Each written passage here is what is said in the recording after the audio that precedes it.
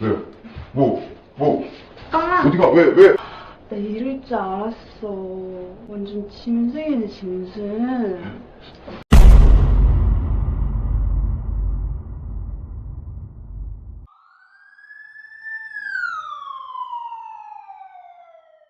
Oke kawan-kawan, karena dunia Konoha sedang dilanda krisis dan terancam resesi dan erek.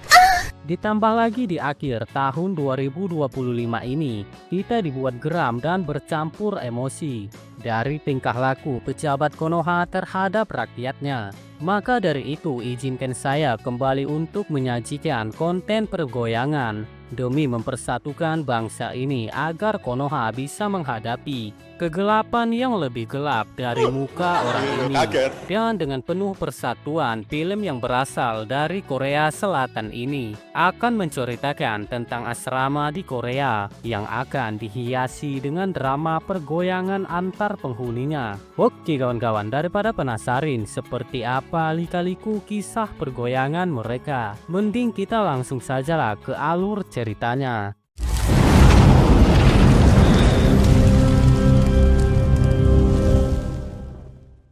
Film dimulai dengan memperlihatkan seorang wanita yang baru saja turun dari bis. Wanita itu bernama Aya yang tampak sedang mencari suatu alamat di HP-nya.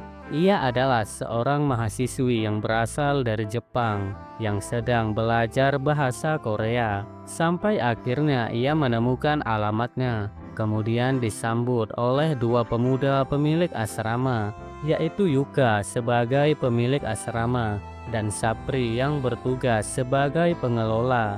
Di sana Aya kemudian diceramahi sedikit peraturan oleh Yuka. Salah satunya harus membayar uang kos tepat waktu dan tidak boleh menyicil atau mengutang. 두 번째 조건은 이성 친구는 절대 출입 금지. 세 번째, 한 달에 한 번 열리는 친목 파티는 노조미상 이해했어요? はい、わかりました. 네, 이해했습니다. 전 좋습니다.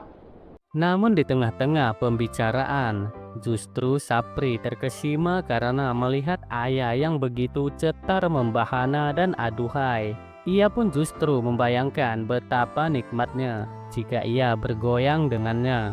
Tidak lama setelah itu muncul lagi seorang wanita yang bernama Julei. Ia adalah seorang blasteran berdarah Amerika Korea yang sudah bisa kita tebak pasti berwarna pink namun tidak berjengger. Yuka dan Sapri pun langsung kepincut melihat kecantikannya Julei.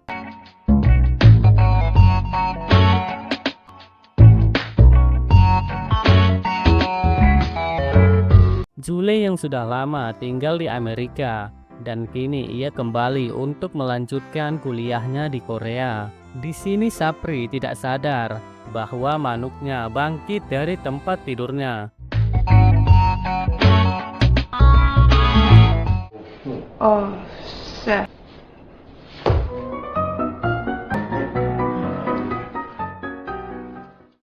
Yuka kemudian menegur Sapri agar tidak lagi bertingkah aneh di depan wanita, apalagi sampai membangunkan manuknya secara sembarangan, karena Yuka takut itu bisa merusak reputasi asrama miliknya.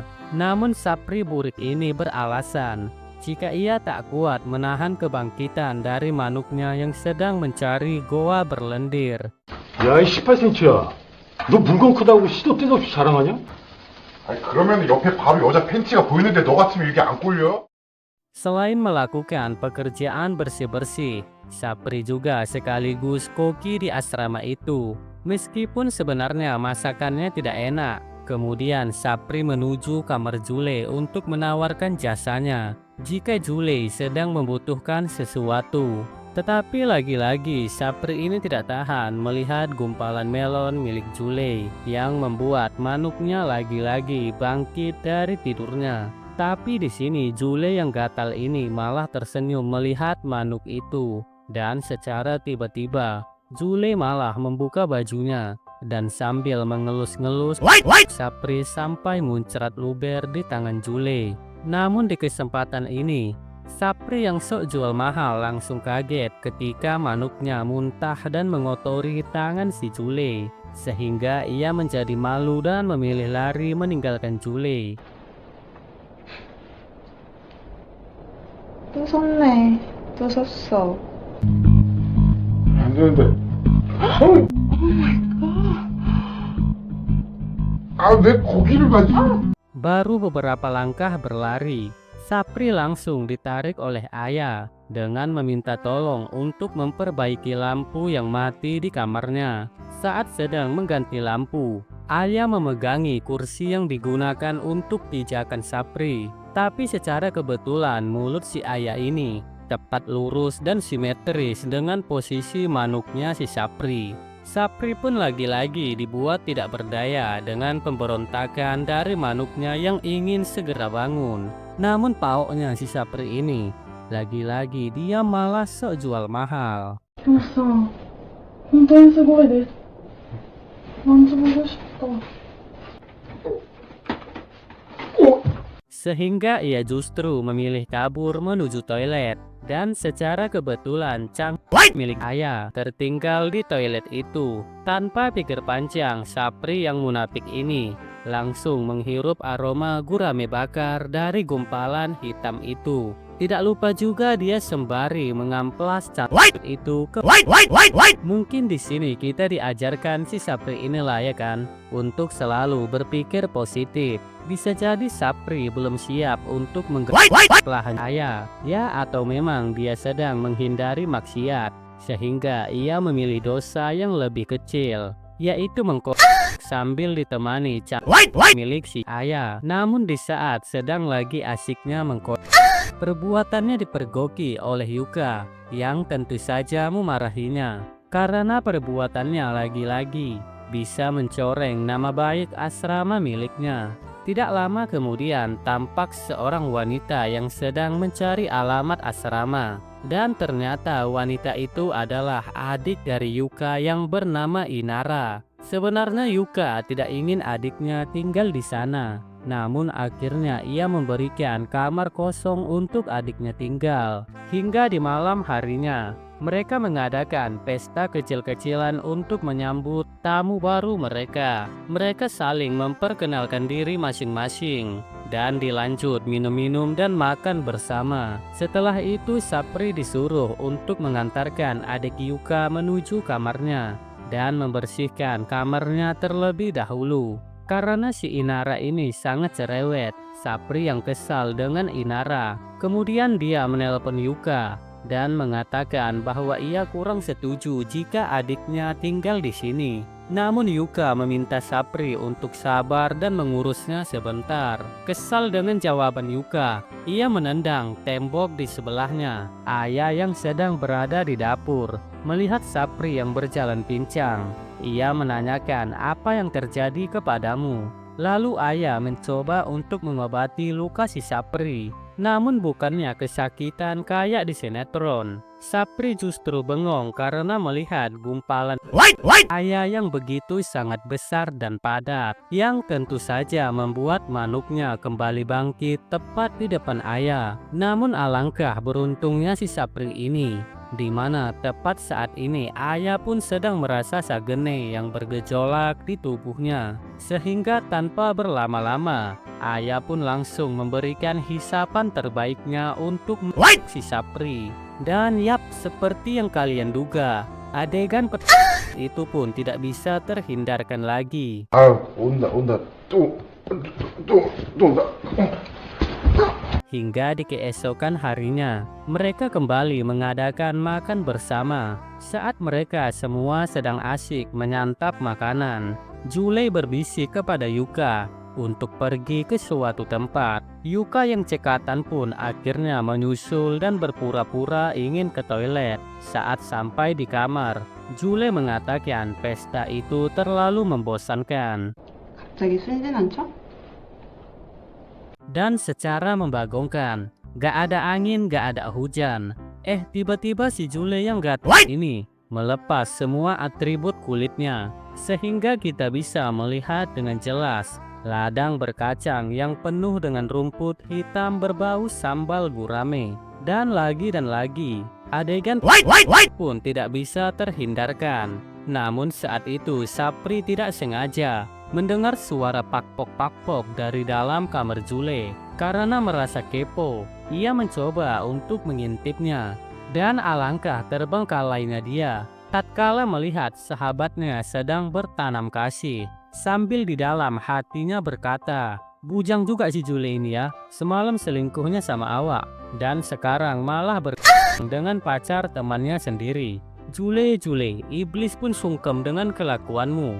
Oke lah, lanjut lagi kita ya Wak geng. Di tengah nikmatnya mengamati perkembangan mereka, tiba-tiba ada Inara yang ikut join dari belakang. Sapri yang kaget menyuruhnya untuk pergi. Namun Inara justru memberikan sebuah koneksi yang mengejutkan, di mana Inara berkata, "Sudikah Abang Sapri mengajariku tentang apa yang kita lihat tadi? Aku juga penasaran melakukan permainan itu seperti apa rasanya." Dan di sini kita diberitahu bahwa si Inara ini masih PW atau masih ori bersegel dari pabrik. Sehingga benar saja ketika adegan si Inara terus saja menjerit merintih aduhai. Karena ini adalah pertama kalinya ia mengikuti permainan. Singkat cerita, ketika Sapri sedang menonton anime Naruto di dapur, ia melihat Inara yang membuka kulkas karena ia terlihat kelaparan sehabis digoyang Sapri. Melihat itu, Sapri pun berinisiatif membuatkannya ramen. Hingga sejak saat itu, Inara dan Sapri menjadi lebih akrab. Sampai-sampai mereka nonton bareng anime Naruto, layaknya seperti sepasang kekasih. Karena terbawa suasana sedang saat menonton anime Naruto, sehingga akhirnya untuk ronde kedua tidak bisa terbantahkan lagi.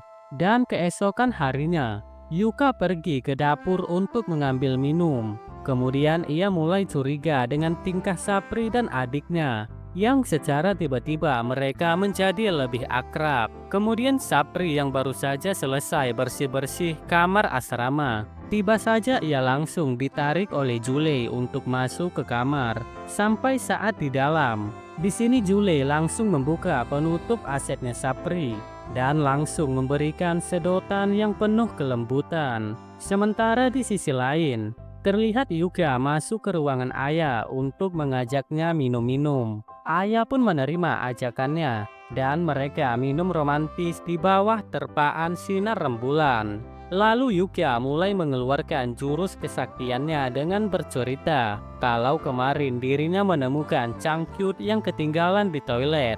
Namun ternyata Changkyut itu adalah milik Ayah. Namun di sini Ayah yang bukan sekedar cewek polos. Dia pun sudah paham kemana arah pembicaraan yang dilontarkan oleh Yuka. Sehingga tanpa basa-basi, Ayah pun langsung memperlihatkan kain penutup pembungkus ladang kacangnya yang berwarna hitam yang bermotif bunga-bunga. Yang mana itu langsung membuat adegan tangan yang hakiki antara Yuka dan Ayah. Singkat cerita, mereka semua ngumpul-ngumpul di tengah ruangan untuk bersantai. Di saat itulah Inara izin untuk pergi ke toilet dan ia memberikan kode nuklir kepada Sapri untuk ikut dengannya. Di sini Yuka sedikit curiga karena mereka berdua akhir-akhir ini bersikap mencurigakan. Hingga akhirnya Yuka menangkap basah mereka di kamar yang sedang pemanasan.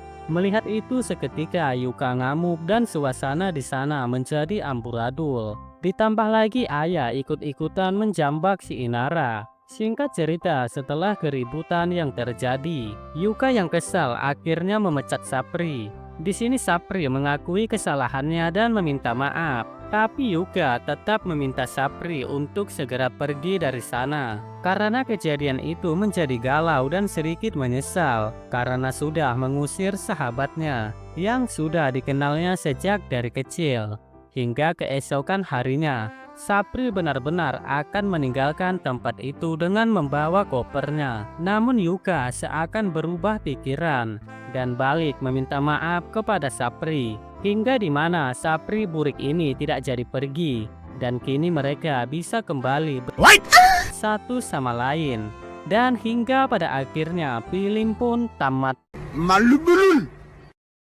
Oke lah, itu aja lah ceritaku hari ini. Buat kalian yang sudah mampir ke channel ini, jangan lupa subscribe, like, dan komen, agar aku bisa tambah semangat lagi membuat konten. Oke lah, sampai sini aja lah dulu pertemuan kita. Soalnya mau cari-cari konten lagi aku. Dadah wak geng.